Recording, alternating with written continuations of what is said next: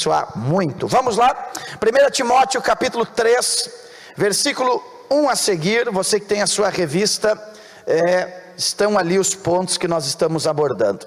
Esta é uma palavra fiel. Se alguém deseja o episcopado, excelente obra deseja.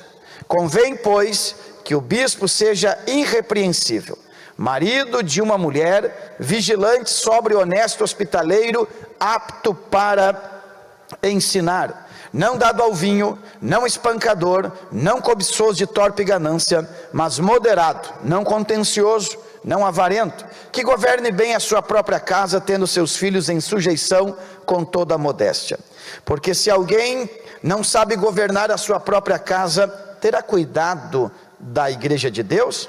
Não neófito, para que ensoberbecendo-se não caia na condenação do diabo. Convém também que tenha bom testemunho dos que estão de fora, para que não caia em afronta e no laço do diabo. Quem quer ouvir a voz de Deus, diga amém. Ontem nós começamos falando sobre uma definição de ministério. Na revista que você tem em mãos, ela está construída assim: 8 lições deste texto e 4 palavras que definem o futuro do teu ministério. Então, na revista que você tem aí, nós extraímos 8 lições deste texto e 4 palavras que podem definir o futuro do seu ministério. E eu vou recapitular o que falei ontem de maneira rápida, porque alguns não estavam. Eu falei que nós temos uma grande dificuldade de interpretar o texto bíblico pela distância que há entre nós e ele. Ele não foi escrito primeiramente para nós, não foi escrito no nosso idioma e não foi escrito em nossa cultura. Então nós corremos o risco de fazer uma leitura contemporânea com o viés da aceitação do momento. É por isso que eu lhes disse ontem que a melhor palavra para substituir episcopado é a palavra ministério. E o apóstolo Paulo está dizendo que quem deseja o ministério, excelente obra deseja. Agora eu tenho que definir o que é ministério, para que eu entenda que o meu desejo é legitimizado pela palavra de Deus. Até porque no versículo de número 3, Paulo fala sobre outro desejo que ele chama de torpe ganância. A palavra torpe vem de algo arruinado. Perceba, são 2 sentimentos que podem estar na base fundamental das atitudes. Alguém pode desejar o ministério como ele é, mas alguém pode desejar o ministério motivado por uma torpe ganância. Lembremos-nos que eu lhes expliquei que a base das nossas atitudes são as motivações, motivo, motor. Então as nossas motivações é o motor que ativa as nossas atitudes. E ontem nós definimos ministério como suor na testa, calo nas mãos e terra nos pés. Ou seja, ministério é um convite ao sacrifício. Lembra que ontem nós falamos sobre Paulo escrevendo aos Coríntios capítulo 12 versículo 15, quando ele diz assim: eu me gastarei e me deixarei gastar em prol de vossas almas, ainda que amando-vos mais, seja eu menos amado. Paulo está dizendo que sua doação não é fundamentada na reciprocidade. Não importa o que vem de lá para cá, eu sempre estou ministrando amor, renúncia e vida sacrificial, porque se tenho algo para dar na horizontal, é porque primeiro eu recebi da vertical. Recebo de lá e compartilho aqui. Se acabou aqui, é porque primeiro acabou lá. Então receba de Deus um renovo nesta manhã para continuar. Aleluia, aleluia. Pergunto: tem suor na tua testa? Tem calo nas tuas mãos? E tem terra nos teus pés? Lembremos-nos, pastor Moisés, que a Bíblia diz: conformosos são os dos que anunciam. Na visão nossa, um pé bonito é aquele que o garrão está bem lixadinho, as unhas estão bem feitas, mas na visão de Deus, um pé bonito é um pé sujo. Por quê? Porque ele saiu do palácio e ele entrou nos becos e valados para ganhar almas para Jesus. Deu para entender a figura de linguagem? Então nós falamos isto ontem, e também nós falamos ontem sobre lealdade. Quem não pôde estar ontem, faz um sinal assim para o pastor, sim, isso com a mão, o pastor está virado para cá, só eu estou vendo, então tá bom. Então eu estou recapitulando, e eu disse ontem, em Provérbios, lembra o versículo que nós lemos? Provérbios 25:19, escute: como dente quebrado e pé deslocado é a confiança no desleal. Dente quebrado, estética arruinada. Pé deslocado, estrutura comprometida. Todo desleal, ele arruina a estética da igreja e ele compromete a estrutura. E ontem nós falamos sobre os caminhos da deslealdade e como construir uma cultura de lealdade. Agora, como eu não vou poder com certeza falar todos os 8 pontos e mais as 4 palavras que definem o futuro do ministério, até porque já falei sobre lealdade, eu quero que aí na sua revista você procure o ponto de número 5, que é a generosidade, porque Paulo está dizendo que o obreiro, ele deve ser apto para ensinar e ele deve ser hospitaleiro. Quando o texto fala sobre apto para ensinar, significa que esta pessoa não é egoísta, mas ela compartilha aquilo que recebeu. É o que o apóstolo Paulo disse: eu vos entreguei o que primeiro eu recebi. Paulo está dizendo que não dá para ser obreiro efetivo se eu sou egoísta. Não dá para ser obreiro que faz a diferença se eu não sou generoso. E quando ele usa a expressão hospitaleiro, a palavra hospitalidade vem de hospital, significa aquele que compartilha o seu ambiente para produzir descanso em outro. Eu quero dizer aos irmãos que não dá para ser obreiro sem ser hospitaleiro. Eu não sei você, minha irmã, mas esposa de obreiro também tem que ser hospitaleira. Eu já tive a oportunidade de pregar em alguns lugares, e naquele contexto de recebe, de abraça, eu lembro que eu fui num estado pregar, pela primeira vez naquela cidade, e aquela irmã, quando viu que estava chegando a visita, ela se trancou dentro do quarto. Eu acho que ela saiu ontem, mas não nos avisaram até agora. E aquele homem ficou tão perdido, mas tão perdido, que eu creio que ele gastou mais em alimento comigo, andando para lá e para cá, do que propriamente com a passagem aérea. Claro, deveria haver um problema interno que eu não tenho conhecimento, mas que deve ser hospitaleiro, deve ser hospitaleiro. A Bíblia diz que alguns, sem saberem, hospedaram anjos em sua casa. Ser generoso é uma característica básica do obreiro que quer ver a igreja crescer. É isso que eu quero falar neste primeiro ponto. Não dá para viver generosamente sem ter uma mente generosa. Provérbios 30, versículo 15 diz: e a sanguessuga tem 2 filhos, a saber, me dá e me dá. Tem gente que tem um poder de extração extraordinário, mas é muito difícil ele conseguir doar alguma coisa. E eu quero lembrar vocês que a Bíblia diz em João 3,16: e Deus amou o mundo de tal maneira que deu. É possível eu dar alguma coisa sem amar, mas é impossível eu amar e não dar alguma coisa. É possível alguém entregar alguma coisa e não amar, mas é impossível alguém legitimizar o amor sem entregar alguma coisa. E Paulo está dizendo: se é obreiro, tem que ser generoso. Se é obreiro, tem que ser generoso. Se não é generoso, você está negando a natureza do teu ministério. Por quê? Você só é quem é porque Deus lhe deu coisas que você não merecia.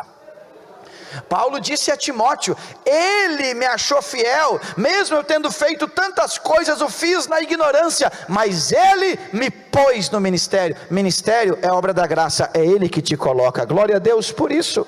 Como alguém que recebeu tudo de graça não vai ser generoso? Eu olho para mim, Olhe para mim, ano de 1999, o Senhor me encontra dentro de um desafio jovem, como um bom samaritano, sem história de vida, de igreja nenhuma, família completamente longe dos conceitos da palavra. Ele me encontra, e em 99, no mês de novembro, eu sou batizado com o Espírito Santo, e o Senhor diz: eu vou fazer de você um missionário.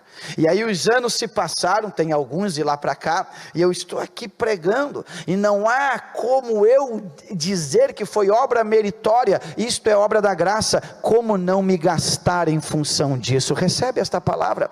Eu quero que você entenda uma coisa: a maioria dos nossos irmãos são generosos até prosperar. Depois que prosperam, eles começam a ter dificuldade. A Bíblia diz em Provérbios 3, versículo 9 e 10, honra o Senhor com a primícia das tuas fazendas, e os teus celeiros se encherão. No mesmo capítulo 3 diz assim: se estiver na tua mão o poder de abençoar, não retenha a tua mão.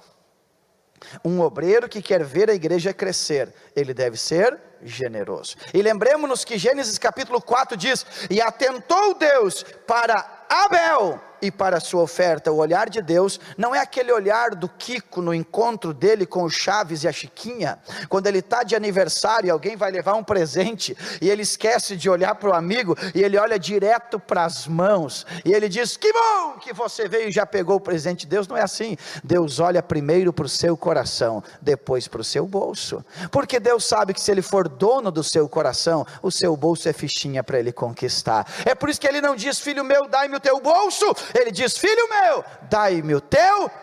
Eita, sabe por quê, pastor Moisés? Porque quem tem medo de dar papel para Deus, porque dinheiro é papel, quem tem medo de dar papel para Deus, jamais entregará um filho para a obra missionária. Quem tem medo de dar papel para Deus, jamais vai entregar a própria vida, como disse Paulo: eu mesmo esmurro o meu corpo. Papel que domina crente, acaba limitando ele. Aprenda: tudo que Deus entregou para você, Deus lhe deu para aliviar a dor do aflito. Aleluia. Levante a sua mão assim, ó. Levante, levante, levante. Tudo que Deus lhe deu, Deus te deu para aliviar a dor do aflito. Oh glória.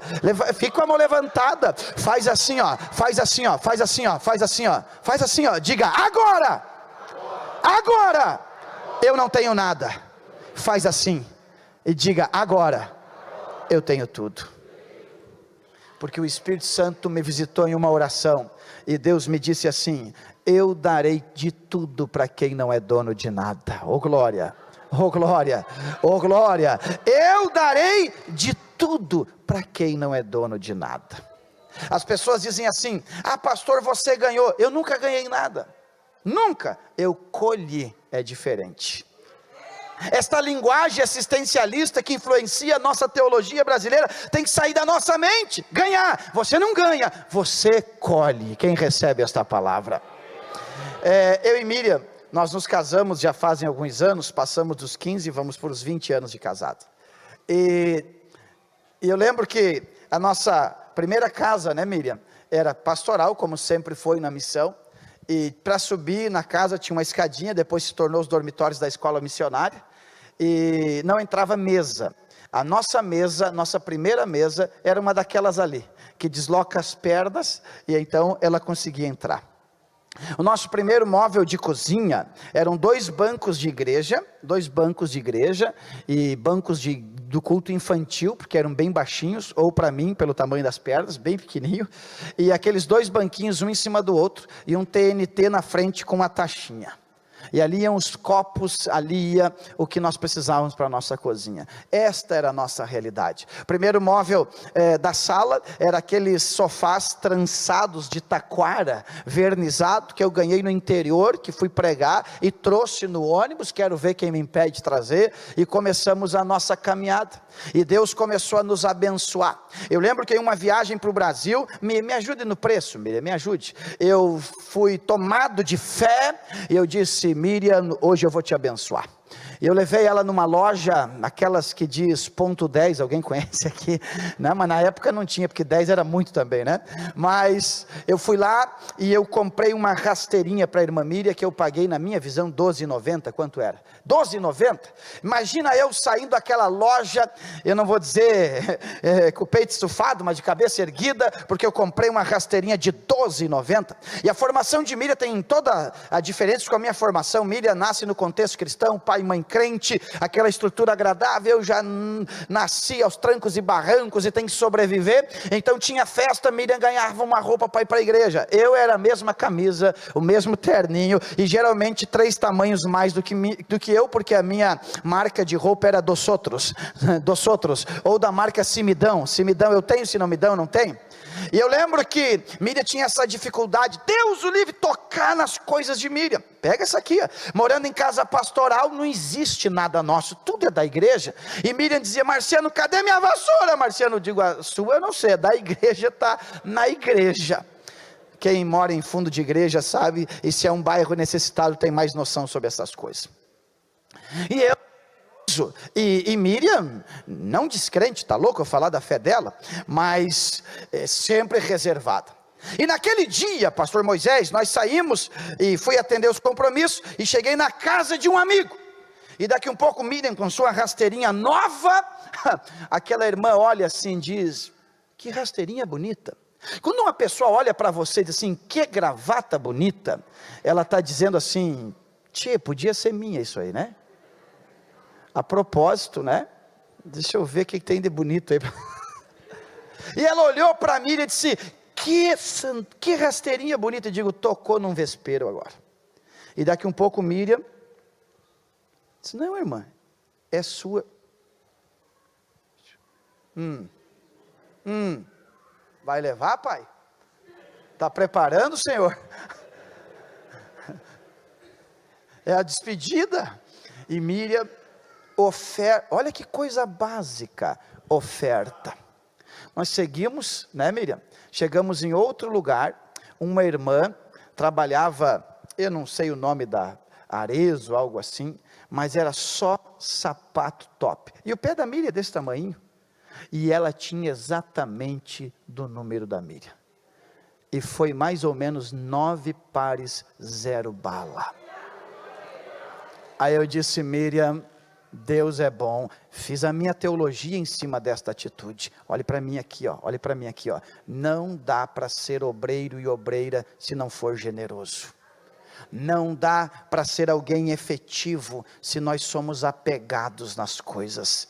Deus tem um sistema. Eu quero usar essa linguagem nesta manhã. Deus tem um sistema. Olha o sistema de Deus. Quer ver? Ó? Deus sempre trata alguém antes de usar, sim ou não? Deus trata e depois usa. Deus trata e depois usa. Quantos aqui já oraram sinceramente: Deus me usa na sua obra, quero ser usado por ti? Quem já orou? Dirigindo, trabalhando, eu quero ser usado. Quando você começa a dizer: Deus me usa. Chegou no céu, ativou o sistema de Deus. Primeiro Deus trata, depois Deus. Aí você diz: Deus me usa. E Deus ouve o quê? Me trata. E você diz: eu quero ser usado. Tratado. Aí Deus olha lá de cima e diz: deixa para mim, eu vou te tratar. Vai me matar, Senhor. Porque o tratamento de Deus parece que vai te matar, mas não vai te matar, vai te promover, e o nome do Senhor vai ser glorificado. Só que, eita, senti Deus aqui, hein? Só que em relação à generosidade, Deus também tem um sistema. Deus quer treinar em nós duas coisas, dobra atenção. Deus quer nos amadurecer na fé e na generosidade. Quem aqui crê que o que pede para Deus dentro da sua vontade, Ele responde? Quem crê? Você crê? Quem aqui está esperando a resposta de uma oração? Escuta isso aqui, guarda bem. Vou construir uma ideia. Eu estou orando por uma moto, um exemplo. Eu não ando de moto, acho que meus pés nem alcançam o pedal. Eu estou orando por uma moto. E estou orando, Deus, eu quero uma moto, porque eu trabalho e eu moro do outro lado da ilha, eu quero ir na igreja, quero uma moto, Senhor. Aí vem o pastor Moisés e dizia assim: ô Marcianinho, fala, homem, rapaz, sabe aquele meu terreno que eu tinha ali do lado do shopping? Profetizo, né? Pega, ali e tal. Sim, rapaz, vendi. Ô meu irmão, coisa boa. Agora não sei porquê, eu nem gosto de moto, entrou uma moto no negócio.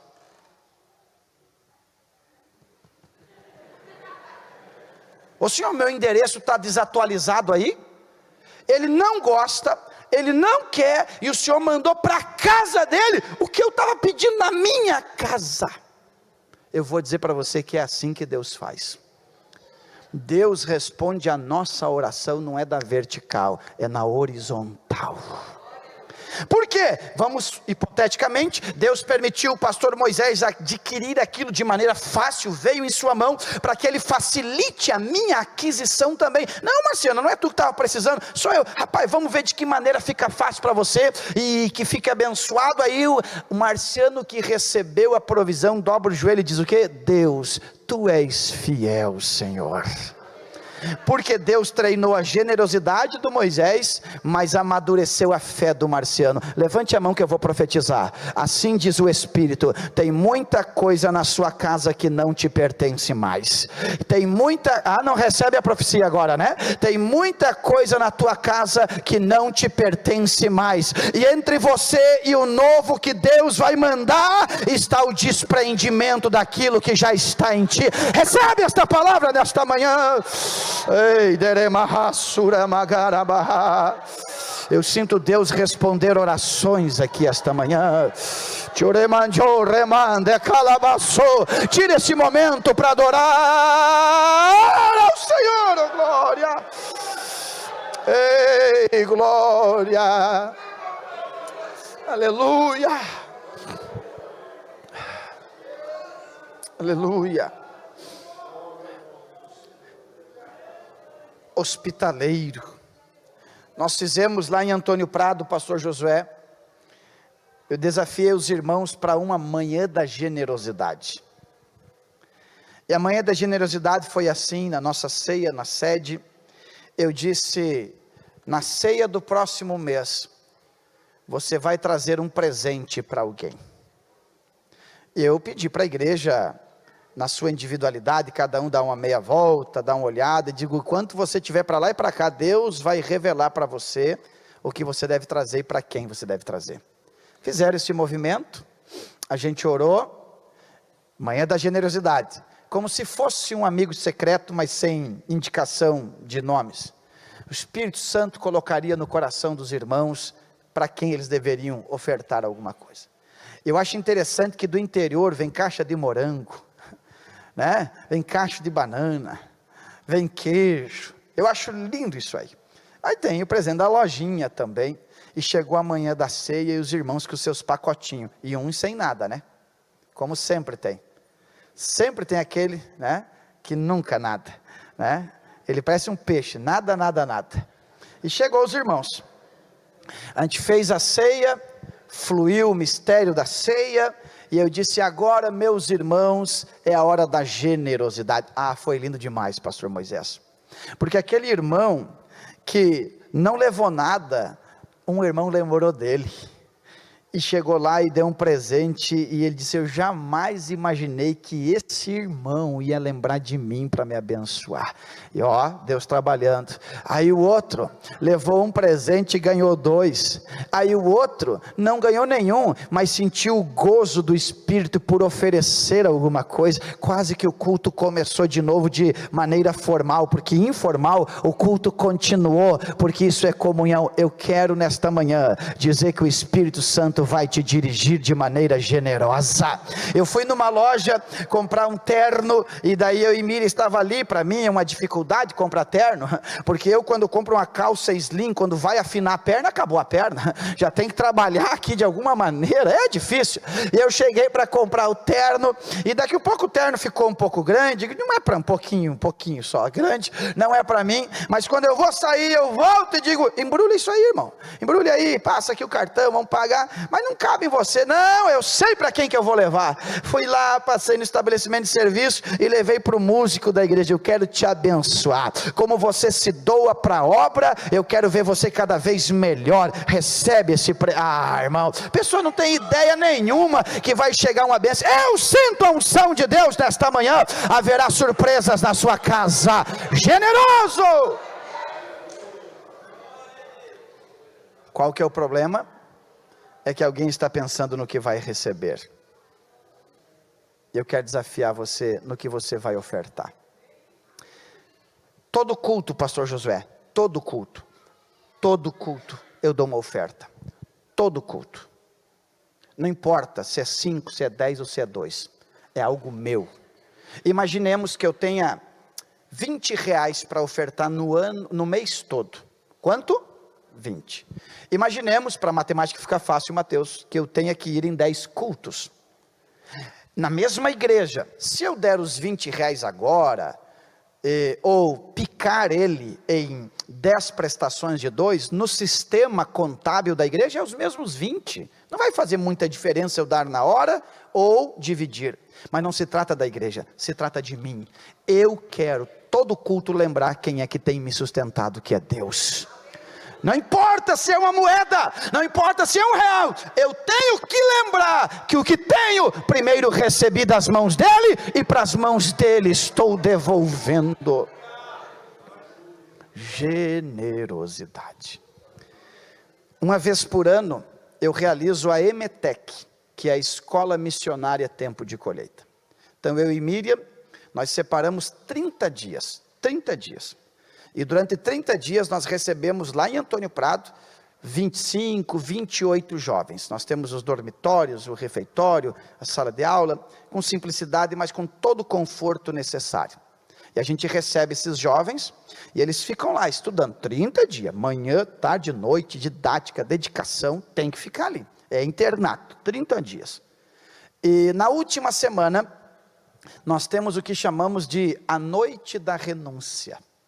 A noite da renúncia é como se fosse o amigo secreto. Mas o amigo secreto, geralmente você dá um presente que agrada a pessoa. Na noite da renúncia, o sistema é o mesmo, aquele do pegar um papel, é o mesmo. Mas aí eu não vou dar algo que o abençoe, eu vou dar algo que me custe. E não tem fugir. Quando lança, já vem na cabeça o tem que ser dado. Não, mas isso aqui não, porque não, tem que ser dado. E aí a gente vai orando. E chega a última sexta-feira do curso, a noite da renúncia. E Deus quebra cadeias, porque todo mundo que é apegado não é confiável. Gente apegada não é confiável. Gente apegada não é confiável. E daqui um pouco eu lembro de uma moça do Goiás, que tinha vício em perfume a tal ponto do pai ter que bloquear a conta dela. Porque onde ela passava, ela comprava um perfume. E era perfume caro. E naquele dia, nós tínhamos um menino muito gente boa, lá do Rio Grande do Norte, e ela, no papel, pegou o nome dele. Perfume feminino não tem nada a ver com ele, ele é todo bruto, todo másculo, mas ela, quando assumiu, começou a falar, o que eu quero ofertar, aí ficamos atentos, é um perfume, e ela começou a contar da prisão que ela tinha, e daqui um pouco, enquanto ela contava, a glória de Deus veio sobre ela, as lágrimas foram derramadas, parece tão simples, mas cada um tem uma prisão, e ela disse, a partir de hoje eu não sou mais presa nisso aqui, e entregou aquilo ali. Meu Deus do céu, é forte demais. E aí a gente está na sala de aula, e daqui um pouco alguém levanta a mão e diz, pastor, posso correr para o quarto? Pode, e vai lá e traz mais um monte de coisa. Nesse último, a Suelen estava participando junto ali, assistindo, não estava dentro do cronograma. Daqui um pouco a Suelen, minha menina, disse, pai, eu quero falar. Pode falar. E ela pediu a palavra e disse, eu estou aqui. Já ficou assim, porque para chorar não paga imposto. Já começou assim, e ela disse, esse anel aqui o pai me deu. Eu digo, o pai te deu. Ela disse, mas eu sinto de renunciar hoje aqui. Tu acha que eu fiquei ofendido pelo que gastei, ou pelo valor sentimental? Eu quero ver os meus filhos entendendo o mistério do reino de Deus. Oh, bendito Deus! Generosidade. Está dando para entender o que o pastor está dizendo? Escuta essa aqui, eu vou pular para o próximo ponto. Estou pregando, lá em Montevidéu, alguém me procura e diz, meu pai não é mais pastor, e ele tem um patrimônio que ele quer entregar para um pastor. Quando fala isso, pastor, a gente vai longe. E eu fui. Só que eu cheguei lá, aquele homem não queria entregar aquele patrimônio. Aquele homem queria vender o patrimônio. E eu comecei a tratar o assunto, explicando que patrimônio de igreja não é do pastor, é da igreja, nada é nosso. E aquele homem me pediu um valor X, não fechou. Viajei para pregar numa cidade chamada Salto do Jacuí, no Rio Grande do Sul. Deus falou comigo em Gênesis 12. Deus fez a promessa a Abraão, sai, eu vou fazer, e o versículo 4 diz, assim partiu Abraão. Deus disse para mim, a promessa é minha, mas a atitude é tua, volta lá. E eu voltei lá, chamei aquele homem e começamos a conversar. Ele disse, não é tanto, eu digo, não dá, me baixou, foi indo, daqui um pouco, ele baixou 70% aproximadamente do valor. Eu digo, fecho contigo, mas tem um mistério, te dou tanto de entrada e pago o resto em 10 vezes. Aí ele disse, não, tá bom pastor, vai, é tua. Aí eu cheguei em casa, eu disse para Miriam, o homem aceitou o negócio, queria tanto e agora quer tanto, glória a Deus. Eu disse, mas a igreja não tem dinheiro. E agora, Marciano? Mas nós dois temos um valor que nós estamos guardando para comprar um terreno no Brasil, porque eu sempre tive essa consciência de não incomodar a igreja. Nós queremos comprar o nosso terreno, amanhã ou depois construir a nossa casa, porque um dia a idade chega. Eu disse, mas se você tiver fé, eu vou ofertar esse valor para comprar o terreno. E Miriam, tomada de uma atitude de fé, ela disse, está feito. E eu disse, mas eu te dou minha palavra, que Deus vai nos dar um terreno, e dei um tempo. Chegamos lá, ofertamos, a igreja foi comprada, começamos a reconstruir, colocamos um missionário, e eu digo para você, que Deus não deu um terreno, Deus nos deu o terreno, a casa com garagem, para colocar o carrinho dentro. Tem surpresa para quem é generoso na sua obra. Tem surpresa para quem é generoso na sua obra. E sabe o que aconteceu? Voltamos agora lá em abril e preguei nos 12 anos da nossa congregação. E lá estão as almas lavadas e remidas pelo sangue do Cordeiro. Recebe essa palavra? Então, um obreiro, ele tem que ser generoso. Paulo tratou sobre isso. Segunda verdade que eu quero falar nesta manhã, está aqui no ponto 6 da sua revista, ponto 6, porque no versículo 4 e 5, Paulo diz a Timóteo, que governe bem a sua própria casa, tendo seus filhos em sujeição com toda a modéstia, porque se alguém não sabe governar sua própria casa, terá cuidado da casa ou da igreja de Deus. E aí eu coloquei assim, sua prática ministerial é o reflexo da sua casa. A verdadeira escola ministerial sempre será nossa casa. Olhe para cá, diga comigo casa, e diga comigo lar. Se você juntar um arquiteto, engenheiros vão elaborar um projeto extraordinário de um complexo habitacional, de um grande prédio. Casa, um profissional pode construir, mas lar, somente nós no dia a dia podemos construir. Porque lar, esta palavrinha de 3 letras, L-A-R, fala de laços de amor e respeito. Paulo está dizendo que a igreja nada mais é do que a extensão que acontece dentro da minha casa. E é por isso que as casas têm 4 paredes, porque nós gostamos de privacidade, porque nos incomoda a ideia de pessoas saberem o que acontece dentro de nossa casa.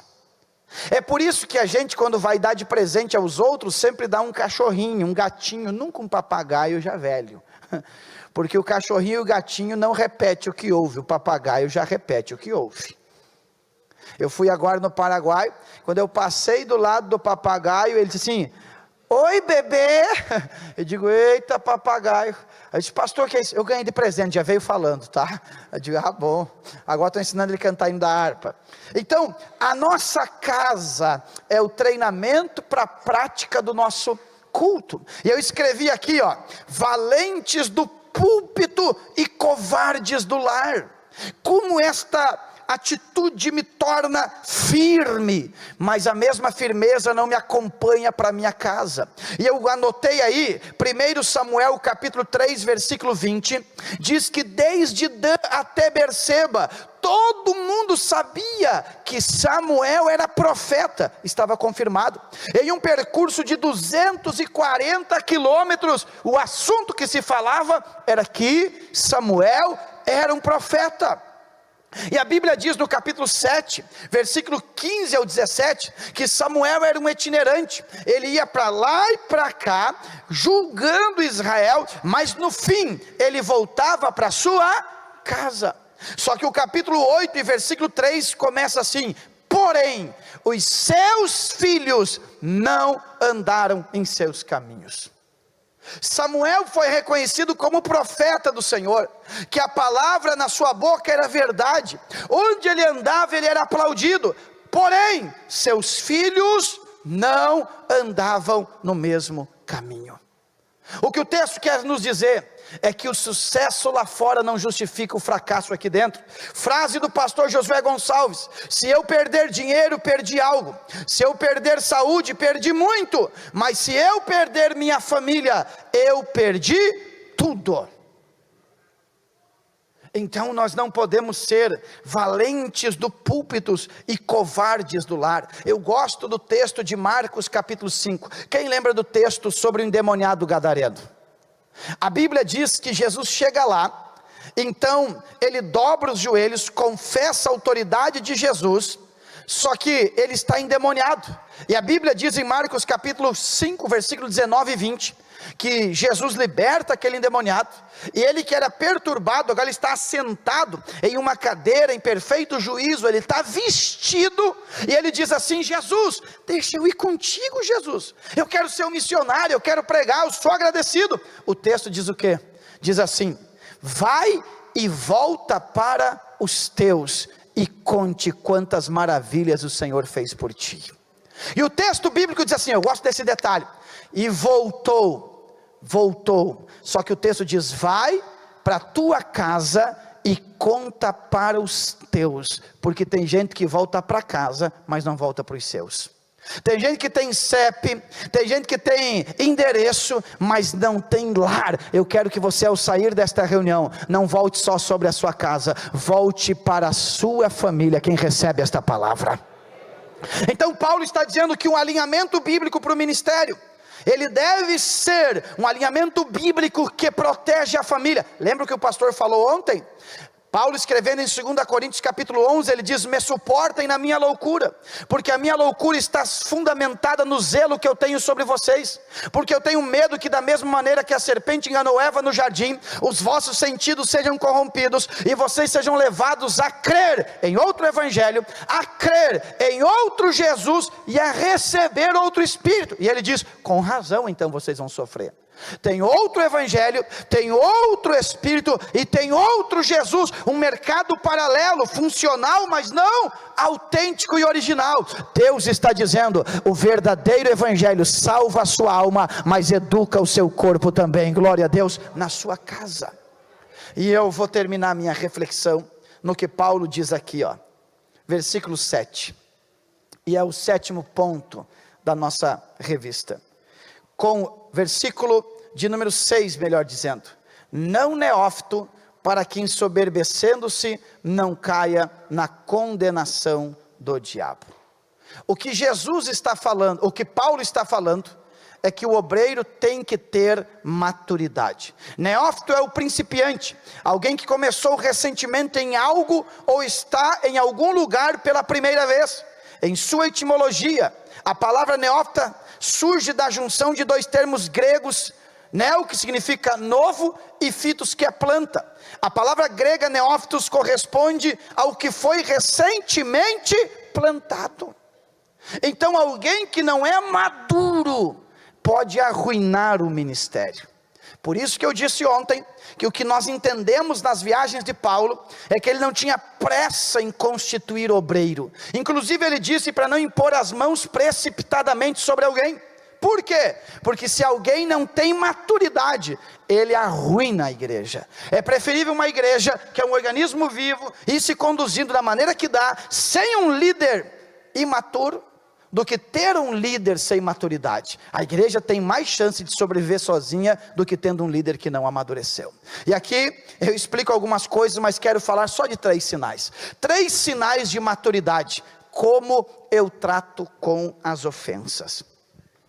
Tem obreiros que, quando são ofendidos, eles ficam reclusos no seu ambiente, dizendo: quero ver quem vai se meter aqui. Eu explico no livro ali, no livro sobre a essência dos cooperadores, que os crentes que não amadureceram, eles não vivem pela fé, eles vivem pelas emoções, e quem vive pelas emoções, sempre estão marcados por 3 coisas: ofensas, raiz de amargura e dúvida. A ofensa vem e te causa tristeza. A tristeza é um sentimento que te bloqueia, mas deixa você no meio do povo. Eu estou bloqueado, eu não recebo, o pastor José vai pregar. Eu digo: quem é esse aí para pregar? Porque todos nós, pastor, todos nós, na mente dos outros, passamos por 3 fases. Todos nós, todo pastor Moisés, na mente de alguns, não vou dizer de todos, de alguns, passa por 3 fases. A primeira, quando nós chegamos para assumir o trabalho, está aí o anjo que veio resgatar esta igreja. Todos nós fomos anjos um dia. Aí o tempo vai passando, já não é mais anjo. Como é que ele diz? Ó, o homem está te chamando ali, vai lá falar, ó, o homem quer falar contigo. Ó, o homem está te chamando. E depois de homem, ele diz assim: ó, é o diabo que está me perseguindo, só pode ser o diabo. Olha como nós fomos regredindo de anjo a diabo, irmão. Porque o que se entristece por falta de maturidade, ele fica entre nós, mas se bloqueia. O problema é que a tristeza dá lugar à amargura, e a amargura já não permite mais você ficar no meio do povo. A amargura te infecciona a tal ponto que você fica febril e recolhido dentro de casa. A tristeza dá para ficar aqui, mas não recebe. A amargura te leva para dentro de casa. E o pior, vai para o 3º estágio, a dúvida: será que era de Deus eu estar lá? Será que o meu chamado foi de Deus? Eu recebo autoridade nesta manhã para dizer: o teu chamado é de Deus. Deus te chamou, Deus te escolheu, Deus te vocacionou, mas você tem que liberar perdão. Segunda manifestação de maturidade, porque Paulo diz que o obreiro tem que ser maduro. Pessoas maduras sabem lidar com pressão. Eu lembro de um dia, pastor Paulo Locatelli estava indo pregar no nosso culto de missões, uma referência nossa, e o pastor Paulo está chegando com mais alguém que acompanha, e eu vou receber eles, e meu menino tropeça na escada, subindo para o prédio, e se apoia, trincou, né, Miriam, algo aqui no osso, e a Miriam já levou ele para o hospital. Eu fiquei dando atenção para a visita, e daqui um pouco Miriam começa a demorar e não vem, e eu comecei a perturbar a irmã Miriam pelo telefone: e aí, tu não vai vir, tem visita, e aí, tu não vai vir, tem visita, e aí, tu não vai vir. Daqui um pouco caiu a ficha, eu digo: mas que guri que eu estou sendo, que menino que eu estou sendo. Miriam está cuidando do nosso filho lá no hospital, e eu estou me apegando a um detalhe: por que eu não levo essa gente numa padaria para tomar um café? As pressões revelam se você amadureceu ou não amadureceu. É lá naquela congregação, naquela pressão, que nós vamos ver se você amadureceu ou é menino ainda. Sim ou não? E eu termino dizendo que a maturidade é revelada quando eu assumo as minhas responsabilidades. Quando eu assumo as minhas responsabilidades. Olhe para mim aqui, ó. O que é para você resolver, ninguém está autorizado a fazer no seu lugar. O que é para você resolver, ninguém está habilitado a resolver, é você. Tem gente que bota a esposa a resolver o que é para ele resolver. Tem horas que não importa o tamanho do pai, pode ser pequenininho, mas é o pai. Chegou lá, só a presença já bota cada coisa no seu lugar. O meu menino é desse tamanho assim, ó. Mas se eu chegar na escola, ele já sabe: chegou o pai. Olha que grande coisa, né? Chegou o pai, né? Sabe, Suelen, que ontem aqui descobriram o meu segredo. Um irmão chegou para mim e disse assim: pastor, tu parece o super-homem. Eu digo: não é para contar o meu segredo, porque para eles eu era o super-homem. Agora já estão crescidos, eu não sou mais super-homem. Assuma a sua responsabilidade. Tem homem que quando ouve um barulho em casa diz: amor, levanta lá e vê o que é. Claro que aqui em Florianópolis capaz que não tenha, né? Porque nem... Não, irmão, levanta tu, varão. Vai lá e de bobeira deixa uma bacia de alumínio cair no chão, fazer um estardalhaço, e quando voltar a mulher diz: o que foi, amor? Fique tranquila que eu já resolvi o problema. Assuma a responsabilidade.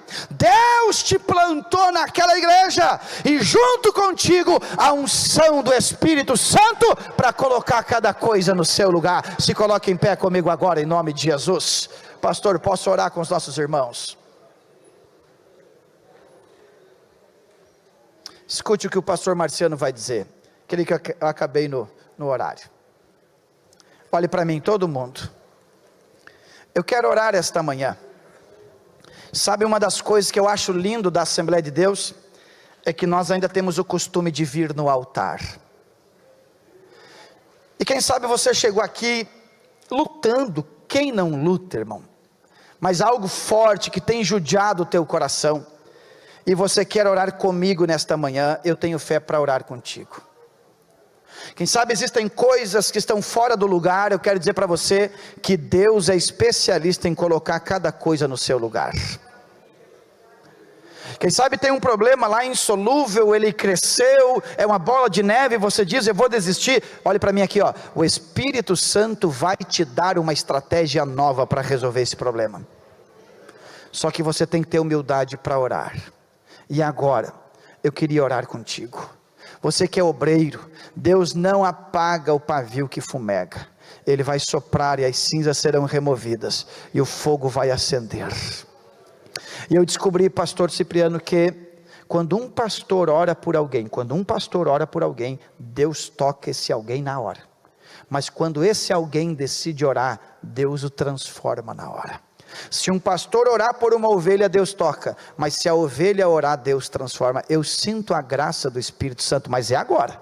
E se você quer orar comigo agora, sem pensar duas vezes, sem esperar pelo A, pelo B ou pelo C, e você quer vir no altar e dizer: Deus, eu não quero ser apegado, eu quero ter renovo, eu quero fazer a sua obra, sai do seu lugar e vem no altar na autoridade do Espírito Santo. Aleluia. Sabe o que o doutor Billy Graham dizia? Ele dizia assim, pastor Moisés: Deus não tira nada das nossas mãos, se não for para substituir por algo melhor. Aleluia.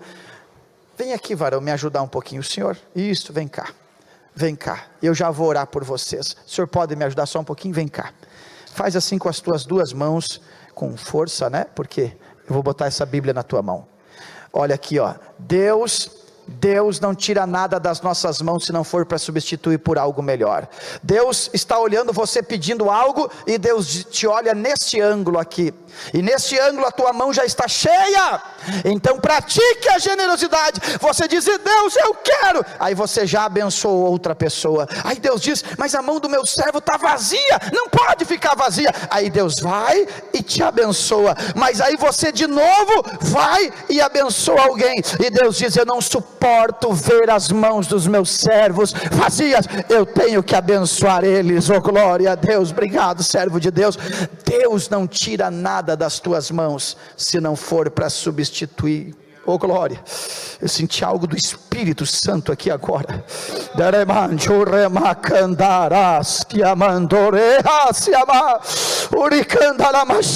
Oh, glória. Eu vou levantar minha mão sem ira e sem contenda, e esta graça virá sobre você.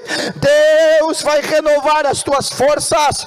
Eu recebo esta palavra, pastor Moisés. Deus te levantará de todos os teus fracassos, mas não das tuas desculpas. Deus te levantará de todos os teus fracassos, mas não das tuas desculpas. Te apresenta diante de Deus e diga: Deus, eu só tenho o Senhor como minha porção. Levante a tua voz em oração agora. Não deixe o diabo roubar o seu clamor. Senhor, eu levanto minha mão sem ira e sem contenda, porque eu creio no mover do teu Espírito. Recebe do alto da cabeça até a planta dos pés este renovo. Você volta para a sua congregação e alguém diz: o que aconteceu? Deus removeu as cinzas do meu altar. lugar e acendeu fogo, recebe esta graça, esta unção, esta sabedoria que te ensina a resolver os problemas. Deus vai colocar cada coisa no seu devido lugar. Anote esta manhã de escola bíblica, Deus vai colocar cada coisa no seu devido lugar. A graça de Deus vai se manifestar na sua casa, a presença de Deus vai se manifestar nos teus filhos. Filha, Deus ouviu a tua oração, e Deus vai pegar ele e vai ajustar ele com a vontade do céu. Recebe esta graça agora. Levantem as mãos aos céus em nome de Jesus. Pai, estas mãos são tuas, independente do cansaço, são tuas. Ei, independente dos desafios, estas mãos são tuas. São estas mãos que o Senhor vai usar aqui em Florianópolis. Ei, são estas mãos que o Senhor vai usar nas diversas congregações deste campo. Ei,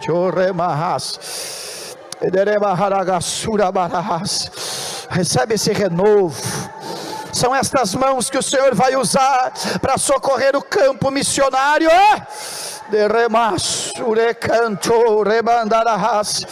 Olha aí, o inimigo queria ter roubado esta alegria, o inimigo queria ter roubado esse gozo do Espírito, mas ele não consegue.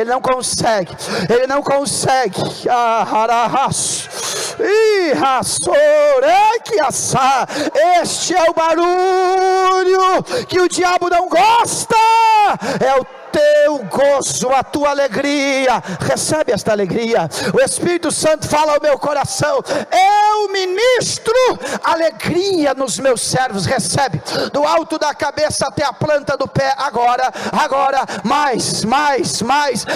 Eu te declaro pelo poder da palavra, guardado, protegido, fortalecido, respaldada, ungida pela presença de Deus, oh glória.